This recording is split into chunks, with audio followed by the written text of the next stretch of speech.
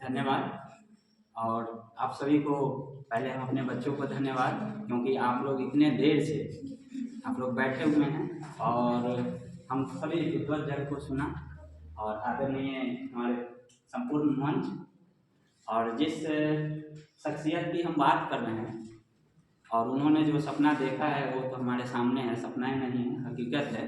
क्योंकि उन्होंने जो है स्कूल खोला था, उसमें जो बच्चियां पढ़ी थी, पहली बार एग्जामिनेशन देने गई थी तो 3000 से ज़्यादा लोग देखने गए थे जो बच्चियां एग्जामिनेशन देने कैसे जा रही है, कौन कौन पढ़ने जा रही है ना।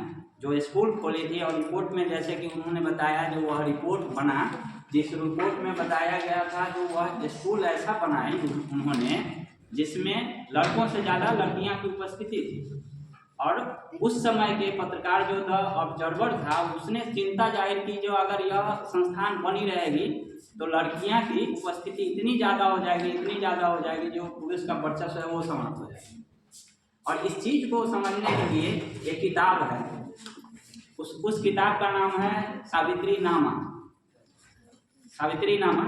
और उस सावित्री नामा को जो है एक ये अमेजन से आपको मिल जाएगी। और ये मराठी में लिखा गया है, और मराठी का जो है हिंदी रूपांतरण जो है उज्ज्वला मात्रे ने की है। और इसमें देखिएगा जितने भी सावित्रीबाई फुले की रचना वगैरह जो है, जो पहली बार प्रकाशित होता है, वो भी रचना मिलेगी।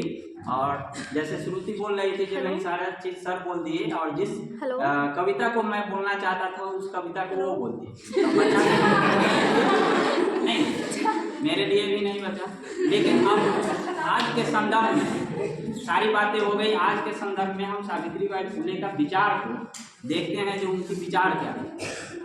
पानी के लिए संघर्ष देखिएगा, जो हमारे यहाँ नमक के लिए संघर्ष हुआ, नमक आंदोलन की बात हम लोग पढ़ते हैं, लेकिन हमारे यहाँ बहुत दिनों से पानी के लिए संघर्ष हुआ।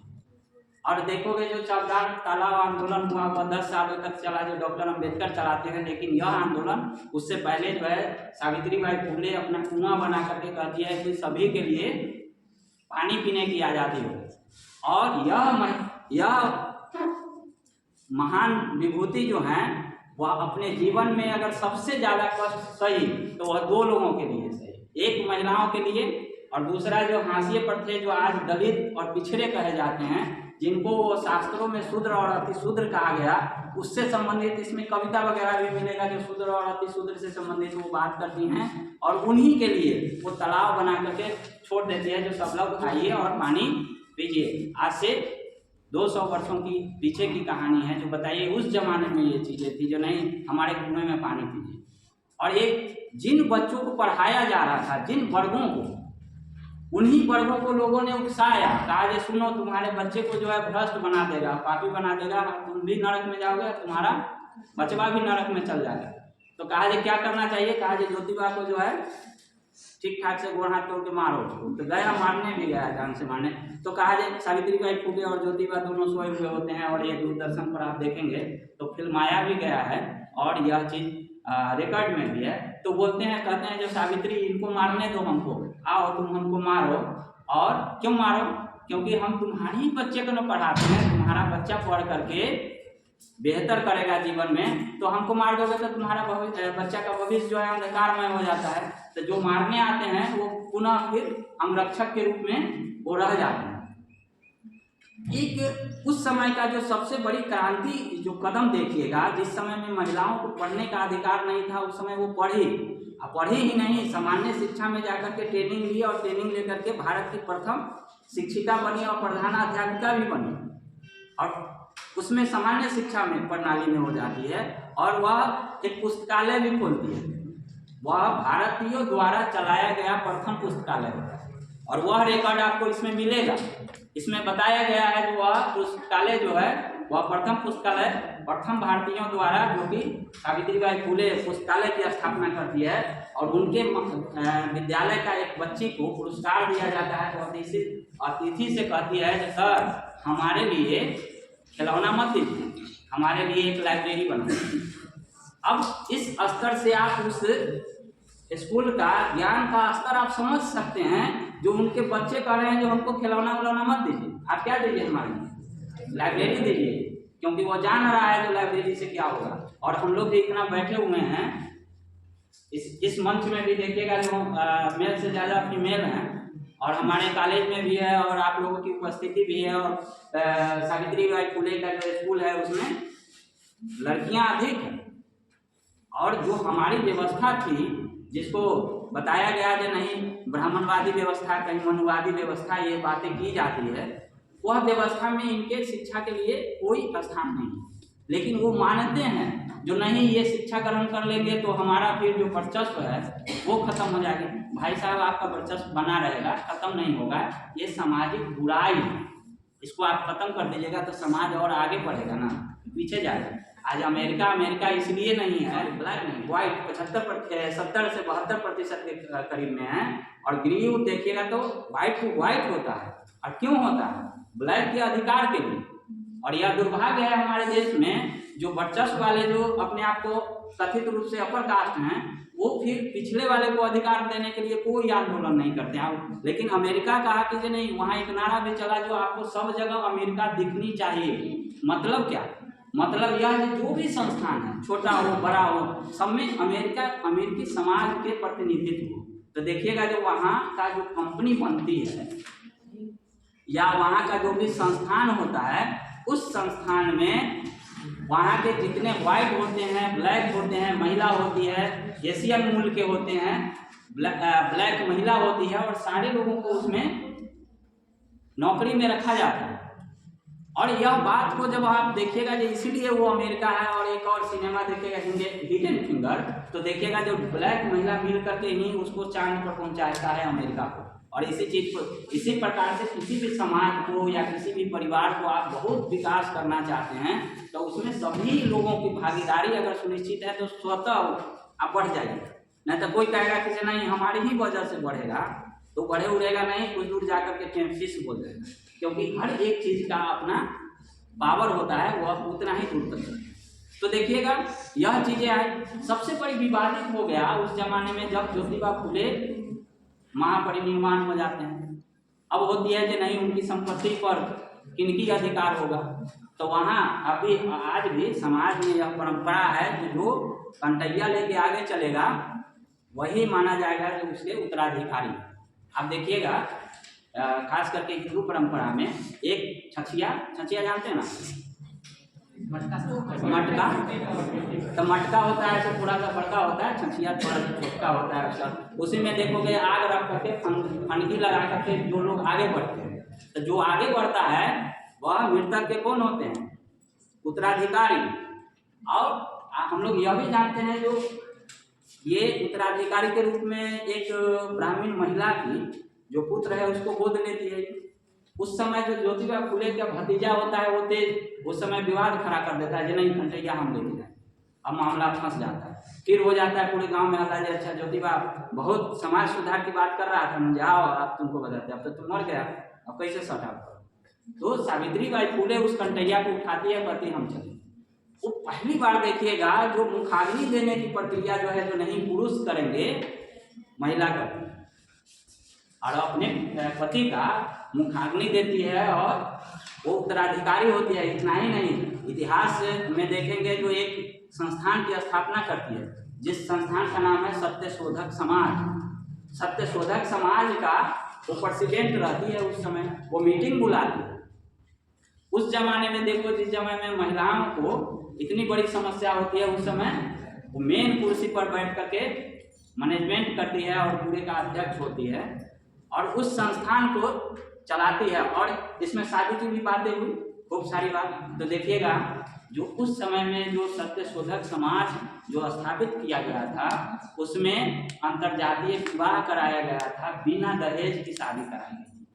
आज भी देखिएगा दहेज के लेकर के बहुत सारी समस्याएं हैं आज के भी समय में। और एक सूर्यकांत त्रिपाठी निराला का एक सरोज स्मृति आप पढ़िएगा तो वो अपनी बेटी के याद में लिखते हैं और वही दहेज और जाति प्रथा पर जब उसका कुठाराघात उनके ऊपर होता है तब लिखते हैं जो भाई साहब ये दहेज और जाति ने हमको ले डूबा, हमारी बेटी को मार, है ना।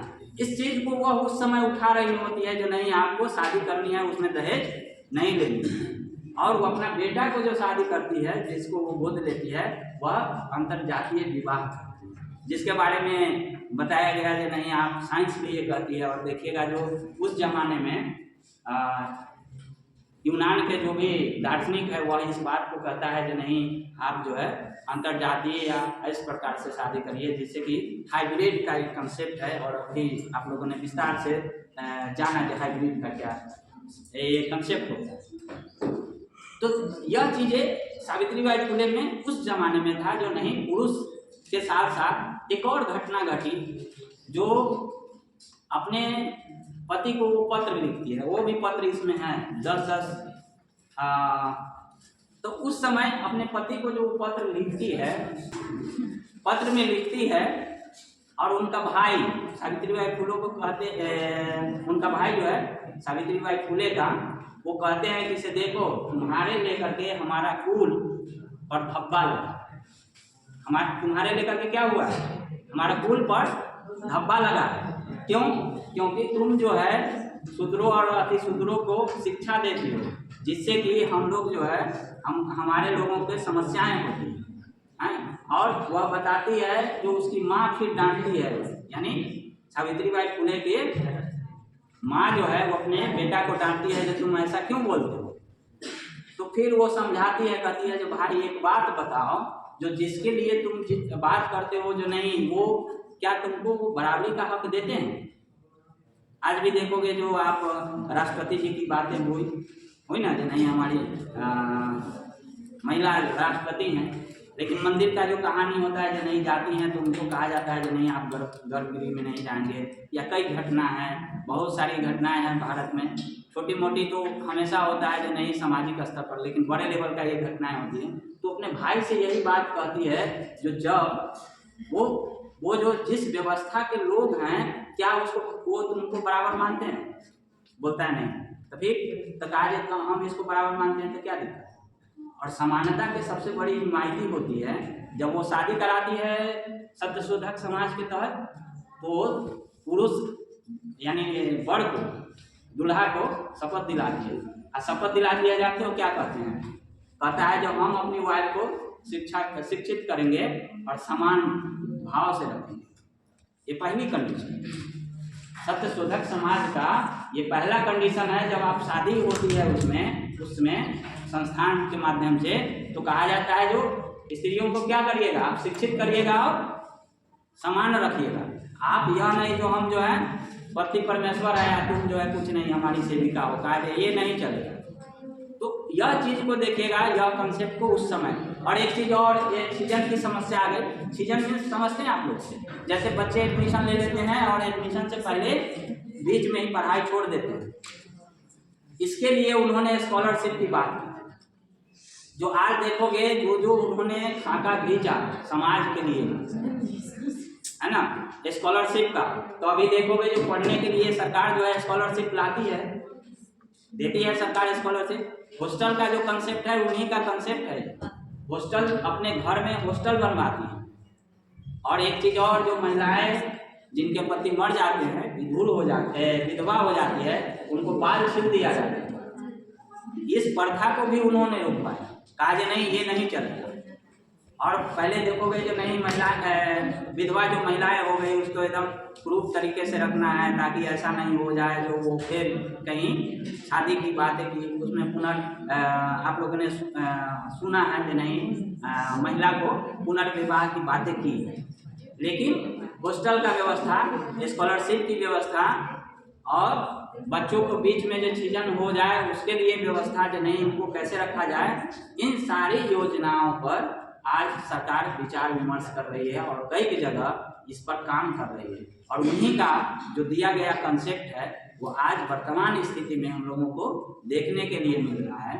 और देखोगे जो बिहार में महिलाओं को बढ़ाने के लिए पंचायती राज व्यवस्थाएं में बहुत सारी चीज़ें की जा रही है। और उम्मीद करते हैं कि इनकी जो रचना, हालांकि समय रहता तो एक दो को रचना इसमें से सुनाते, बहुत बेहतरीन और शॉर्टकट में बहुत छोटा छोटा कविता लिखी है। आप लोग भी अमेजन से इस किताब को मंगा लीजिएगा और मंगा करके उनकी जो रचनाएं हैं, उनकी जो भावनाएं हैं, उन्होंने क्या समाज के बारे में सोचा, या सड़े हुए समाज को कितना एकदम सुपरस्टार समाज बनाने के लिए क्या क्या योजनाएं की, ये सारी चीज़ें आपको मिल जाएगी। और विशेष जीवनी अगर पढ़ना हो तो एक रजनी तिलक है जो हिंदी में लिखी है, इनकी जीवनी को हिंदी की बात कर रहे हैं, नहीं तो इनकी सारी रचनाएं जो है वो मराठी में है। इसीलिए हम हिंदी भाषी को यहाँ ये बाद में पहुँची होगी शायद, क्योंकि इनकी चर्चाएं जो है बहुत कम होता है। हमने भी सोचा कि नहीं, वो इतने बड़े शख्सियत है, उनको एक कार्यक्रम किया जाए और हम अपने बच्चों के बीच में इस विमर्श को रखें। इन्हीं चंद शब्दों के साथ अपनी वाणी को विराम देते हैं।